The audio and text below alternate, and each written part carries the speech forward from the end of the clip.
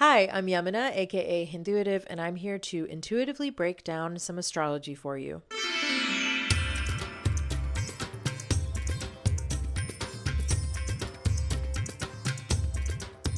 Today, we are going to be talking about the lunar eclipse in Virgo and what makes it more significant than other eclipses we've had.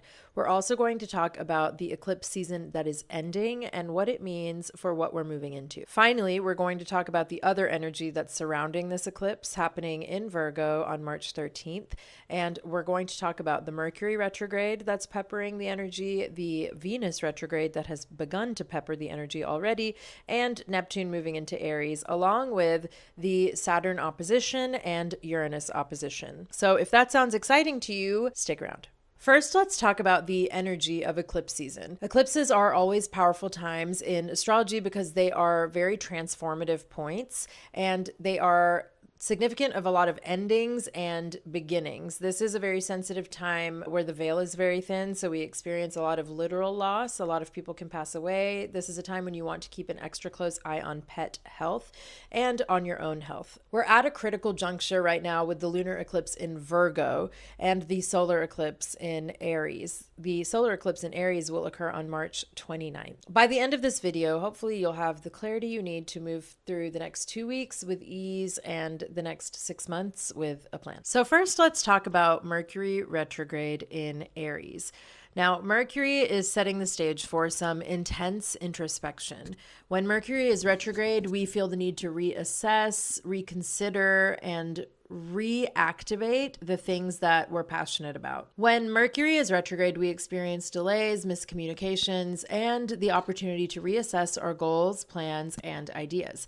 But because it's in Aries, which is quite fiery and bold, we might find ourselves being a little bit more confrontational in the way that we're speaking to ourselves and to others. We might be reviving past conflicts for no reason. We might be thinking about old conversations, replaying that breakup over and over again, replaying that dig, thinking about what you woulda, coulda, shoulda said. Mercury retrograde in Aries is very impatient. So you want to be very mindful over the next 6 weeks to be very patient with the way that you communicate with yourself and with the way that you communicate with others. Now, we are already experiencing the Venus retrograde in Aries, and that is particularly interesting because Venus is all about our values, our relationships, and how we relate to ourselves and to others. So Mercury retrograde, we're talking about how we're communicating with ourselves because it's in Aries. We're talking about how aggressively we're communicating. Venus retrograde, we're talking about how aggressively we're aligning ourselves with our values and how well we are treating ourselves and other people relationally. Venus governs love, beauty, harmony, money, and in Aries, she is a warrior. Venus wants to be very luxurious, wants to receive, wants to be soft, wants to be taken care of. But when she's in Aries, she doesn't have that choice. When she's in Aries, she has to fight for her values. She has to scream to be heard, and she will. Venus in Aries is not at all weak. She is in what's called her detriment, but that's because she just doesn't like it. She doesn't want to have to use that voice. She's not mad. She's just disappointed. Venus in Aries is not looking for compromise the way that she might in other signs, and especially because she just went through her full lunation where she was in her most exalted sign Pisces. Now she's been in the dark and is in the dark for the next 2 weeks. And then when she comes out of the retrograde, gets to be in Pisces, what she likes again, and then moves back into Aries. It's a search for independence and freedom. When Venus is in Aries, we want to figure out how we can break away from the pack and stick to our values no matter what. This can create a lot of tension in our personal relationships because if people have been depending on you, you may not be available to them. If you have a lot of fire sign placements, you are probably experiencing a real need for independence and introspection. If you're very sensitive to energy, it's unlikely that anybody is hearing from you at all in March. Like, you will be very lucky to get any of your intuitive fire sign friends on the phone or out into the world in the month of March because it's just a lot of energy. With Venus retrograde in Aries, we may feel like pushing back against things that don't align with our truth. So this can be very beneficial if we are standing up to things that need to be stood up against. In our personal lives, it can be quite combative, so you want to be very mindful. This week generally has been very beneficial for questioning the status quo. You may notice that a lot of the news cycle is about people standing up for what's right. It's been for a while, but it does feel like even the doomed news stations are starting to wake up. This veil is very slowly, but certainly melting. We have an instance this month where Venus and Mercury will actually come together and meet up. It's the 22nd through the 24th is when it's going to really be potent. But when Mercury meets up with Venus during this retrograde, they will hang out and exchange ideas about values, communication, and how we express ourselves. So we can expect a lot of conversations to come up about the deeper themes of our relationships, our self-worth, and what we truly desire. This is also going to coincide with the Aries ingress, aka moving into Aries season, aka the beginning of the astrological new year. There's also a lot of other stuff happening, at least in the Indian and Hindu tradition. This is the week of Holi. So there is no denying how potent and powerful the energy of right now is. However, you don't want to work with eclipse energy in order to manifest. The final thing to note before we talk about the eclipse is that the sun has also been hanging out with Saturn this week. When a planet hangs out with Saturn, the qualities of that planet are illuminated. So Saturn is the planet of scrutiny, karma, delays, punishment, long-term goals, reckoning. Because of that, things have been under extra scrutiny this week, probably by you in your own personal life, but also largely by the collective. That is all par for the course when we're experiencing a Sun and Saturn cazimi, or a Sun-Saturn hangout that is happening on Wednesday. And that is the energy that then leads us to the lunation of the lunar eclipse in Virgo on March 13th. Let's talk about the lunar eclipse in Virgo, which is happening Thursday, March 13th. This is a particularly significant eclipse because it's the first one in the Virgo Pisces eclipse season. Our nodes, the nodes are ruled by the moon. The nodes have just shifted from Aries Libra into Virgo Pisces. And this solar eclipse that we have on March 29th, that's the last of the old 18-month series. And tomorrow we have the first of the new series. The lunar eclipse is happening near the south node, and that's what's making it particularly powerful, because the south node represents what we need to let go of and release. And Virgo is all about perfectionism, precision. It's the data, it's the analysis. So with this shift happening nodally into the south node, everybody's being asked to let go of some Virgo tendencies. What we don't want to let go is accuracy and truth. What we do want to let go of is perfection and obsession. So because the lunar eclipse is happening in Virgo, you may feel the need to get organized, to clean up around your house, to create better long-term plans for your goals. You want to look and see where Virgo falls in your chart. I know as a Sagittarius rising, it is in my 10th house. You don't have to have any planets there. Every sign rules a house in everybody's chart. It just depends on your rising sign. So because Virgo is all about perfectionism and precision, we need to focus on what's truly essential. For example, you are going to have to get along with people that you fundamentally disagree with in order to bring about collective justice. You are going to have to embrace the fact that many of the people that believe what they do have only ever grown up with those beliefs, and it's not up to you to convince them otherwise. It's up to you to lead by example.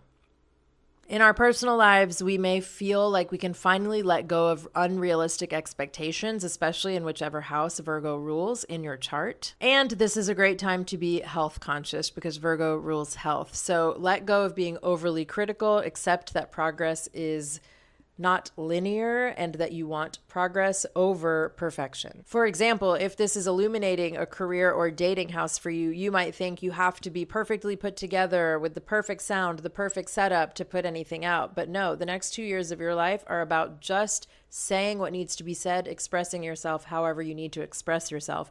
If it's falling in your house of identity, your house of money, your house of family, your house of dating, it will apply in the same way, but to that theme. The other spicy part of this eclipse is that it is opposite to Saturn. So we had Saturn hanging out with the sun in the days before the eclipse, and now we have Saturn directly opposite the eclipse.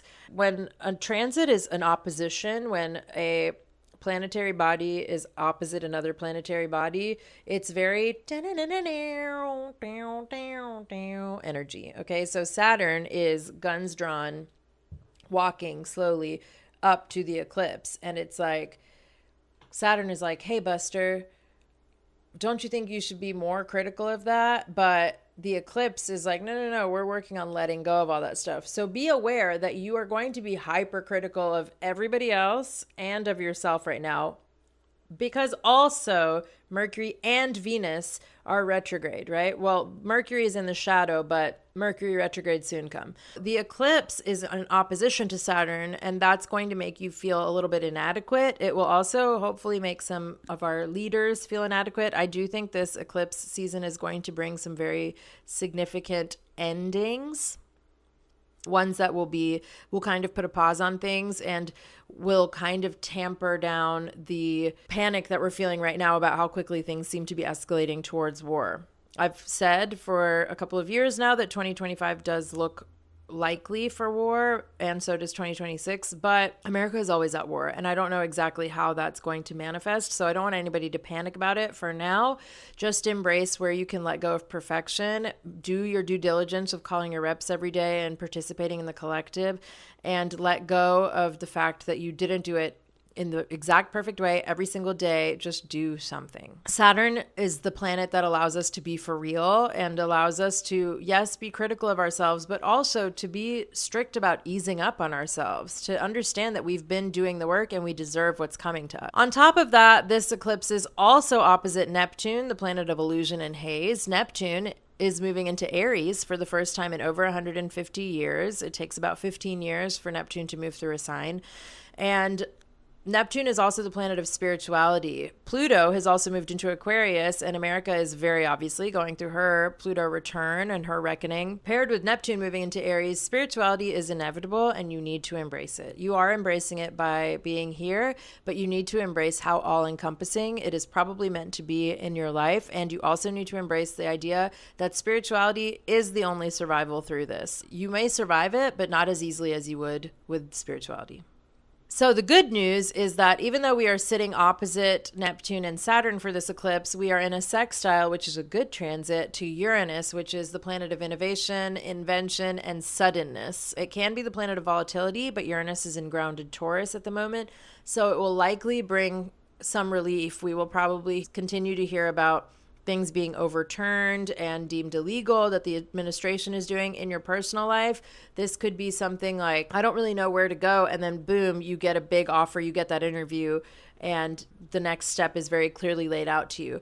The thing about eclipses and eclipse season is that it's combustible always, and you have to allow it to do what it needs to do. That's why we do not do any rituals around an eclipse, especially an eclipse, because it's very potent and it's very much Saturn. It's very much karmic in what is revealed to you. So just sit back, pay attention, use the Mercury and Venus retrograde energy to reassess what it is you want in your life and take it from there. So then on Friday, we have Mercury fully going retrograde. He finally is like, I've kind of been teasing, but now I'm fully going away. And that's going to make us kind of like into ourselves and go inward. If you are like me, you are already very much feeling it, but when Mercury goes retrograde on Friday, you will be much more ready and you will desire much more to be introspective. This is going to be a particularly brutal Mercury retrograde, so really make sure if you're traveling, make sure you have documents copied. If you're in the middle of a contract, that sucker needs to be checked like 4 or 5, 6 times.